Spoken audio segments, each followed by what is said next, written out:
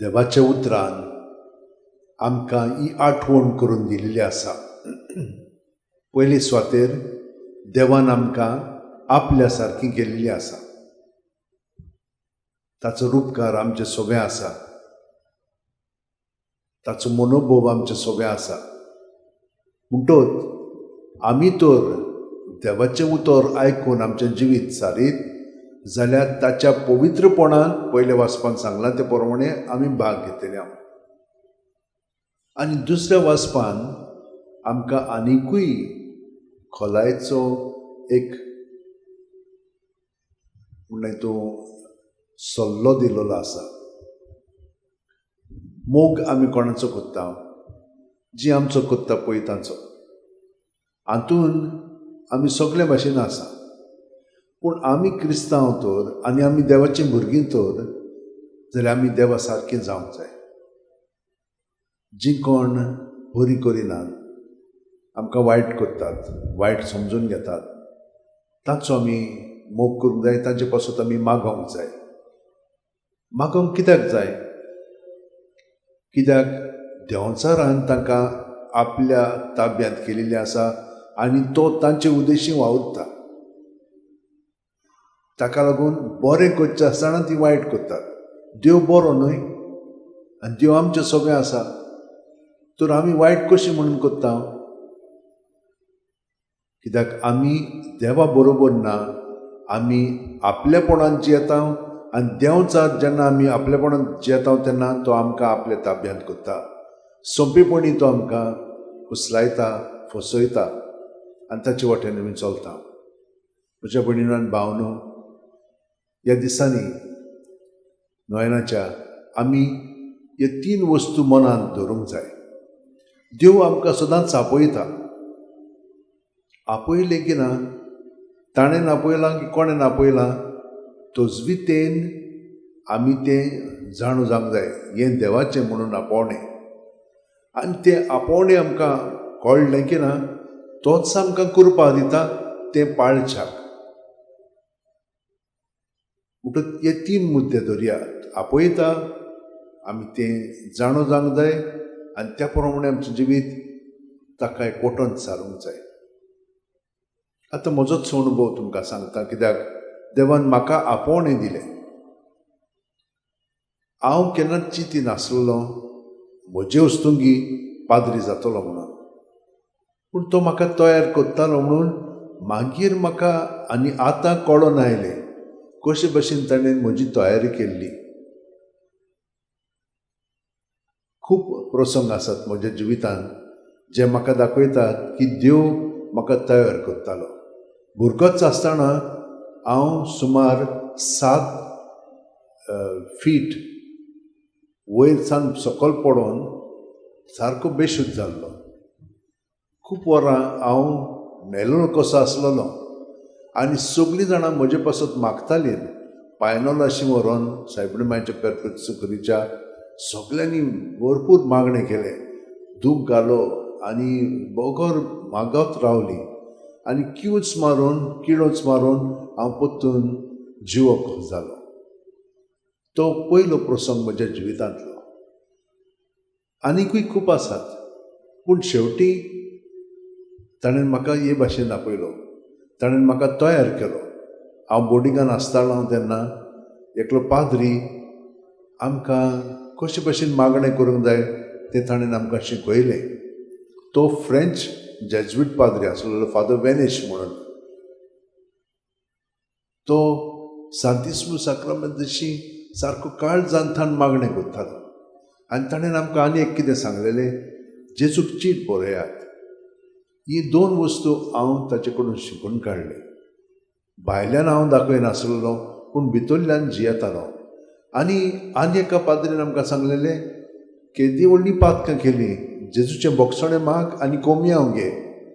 हांव सदांच कोमयां घेतालो. म्हजे वांगडी आसलेले ते घेत नासलेले, कित्याक आमी गाय बासवताल्या. पूण हांव जेजूक म्हणटालो, जेजू म्हाका ही गाय म्हणूंक नाका, पूण तांचे बरोबर आसा म्हणून म्हणटा, असो हांव भितरल्यान सांगतालो ताका. आनी घरा आयलो की ना, बोर्डींग काबार जाल्या उपरांत सुटयेक आयलो तेन्ना सुमार 4-5 दीस घरा हांव न्हिदतालो. पूण म्हाका माय सांगिनासतना वो कोणेनूच म्हाका सांगिनासतना उठून हांव मिसाक वतालो.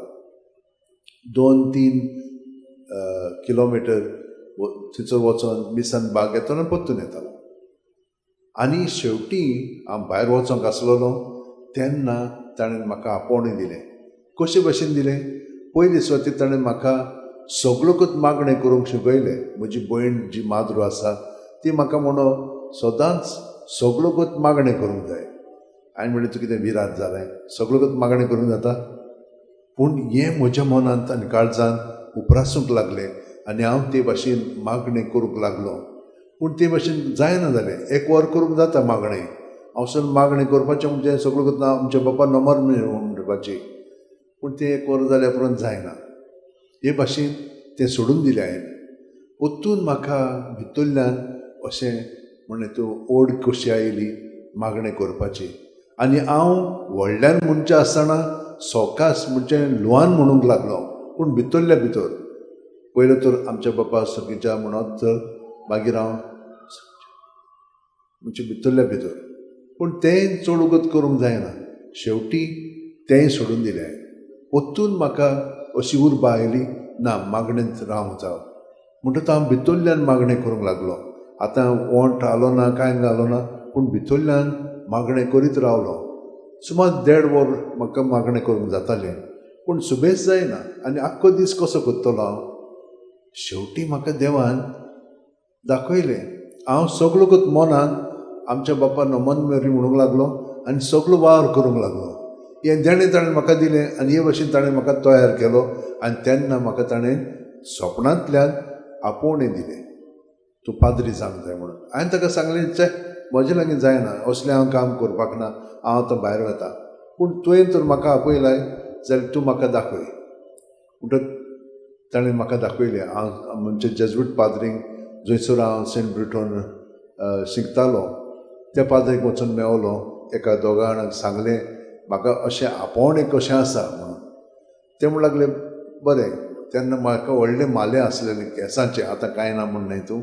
पूण ते म्हणूंक लागले तूं कातरूंक तयार आहास? हांवें म्हणलें करता. पूण जेजूक हांवें मागीर सांगलें म्हजी विजा येवंक आसलेली आनी आतां संस्थेन प्रवेश घेवपाचो टायम जालो. हांवें देवाक सांगलें तूं म्हाका पळय जें निवडताय तातूंतल्यान हांव म्हजें जिवीत सारतलो, कित्याक ही तुजी येवजण जावन आसा. आनी ताणें म्हाका संस्थेन पयर व्हेलो. मागीर म्हण हांवें विजा आयली आनी म्हजे बाग बा सांगलें विजा आनी ती धाडनाकाय म्हणून हांव हांगसर आसा आनी खुशाल बरीत. पूण दुसरे दिसा ताणें म्हाका जें मागणें हांव तुमकां शिकयतां तें ताणें म्हाका शिकयलें. आपशींच तोच म्हाका शिकोवंक लागलो. पूण ताणें म्हज्या हातान एक पुस्तक घातलें. त्या पुस्तका प्रमाणे न्हय पूण म्हजेच सुस्तुकी प्रत्येक सुस्कारान ताका एकवटून रावंक ताणें म्हाका शिकयलें दुसरे दिसा. आनी ते मेरेन सावन हांव सदांच ताका एकवटून आसा. म्हज्या मनांत कसलीय चिंतना येवं, कसलीय भावना येवं, रोखडीच हांव ताच्या ताब्यांत करतां. ताका हांव चिटकोन रावना आनी ती तर म्हज्या जिवितान परतून येवंक जाय तो घालता आनी तें करूनय घेता. पूण हें व्हडू व्हडू शिकोन म्हाका खरेपणी इतलीं वर्सां आतां जालेलीं आसा. कितल्याशा लोकांक हांवें परतून जेजूशी हाडलेलीं आसा. हातून तुमकां कळून येता कशे भशेन ताणें म्हाका आपोवणें दिलें, ताणें म्हाका घडून हाडलो, ताणें म्हाका तोजवितेन म्हणजे डिसर्नमेंट करून दाखयलें की हें जावन आसा ताचें जिवीत म्हजें सगळें तो जियेतलो आनी हांवें ताचें सगळें हे भाशेन जियोंक जाय. आनी हे भाशेन हांव जिवन हांव खुशाल आसा. म्हाका उर्बेन भरलेलो आसा. हांव दीस रात ताचे पासून वावुरतां. पूण तो म्हजें सगळें वावुरता म्हणून म्हाका खुशालकाय भोगता.